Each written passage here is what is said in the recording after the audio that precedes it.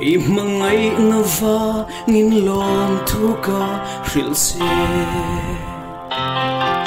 Katani rin nung va ngin lom thu ka ril se Sak mel ton lo ni rein Mel ma an ka sang ma se Ton le ni hakin muang ten in le dunang Tan ka mangai na ngồi ten lâu vul zel se Hun le ni lim ten sen in ni mang duna Vang lai ni ten lâu klain Sak mel po lâu chuai ma se Katam suanin oh imoi luane Lim ten oi leng zela Mangai ain di realin Daura leng sel an ka Eng ma rengin min ten lo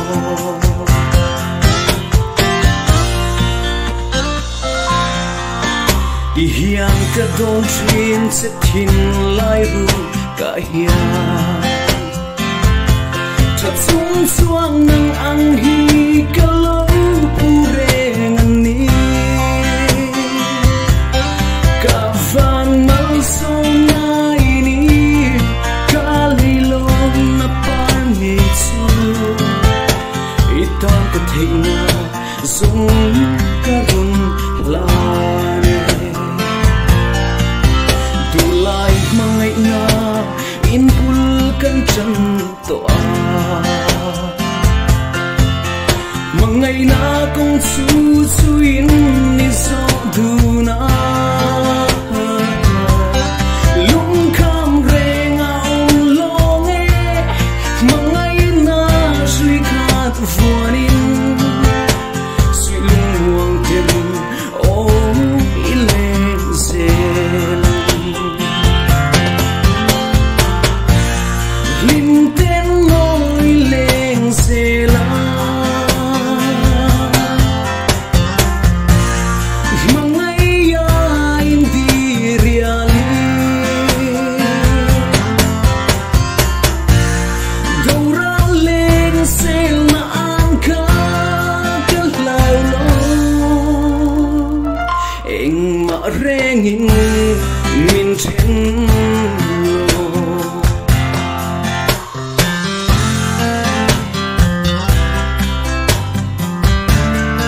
Record na hip-hop room, record niya, record to si lua Dito sang lo ni kong min lo siya tiyang lo niya Katkal mangai na, mo'y ten lo full zel se Kun le ni lim ten senin ni mang duna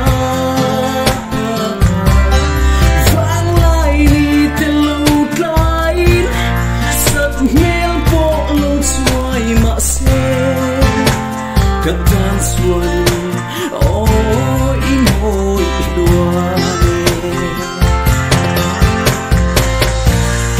Lim ten noi leng zela Mangai ain di reali Daura leng sel na an ka Eng ma rengin min ten lo Eng ma rengin min ten lo Eng ma rengin min ten lo eng ma rengin min then lo nge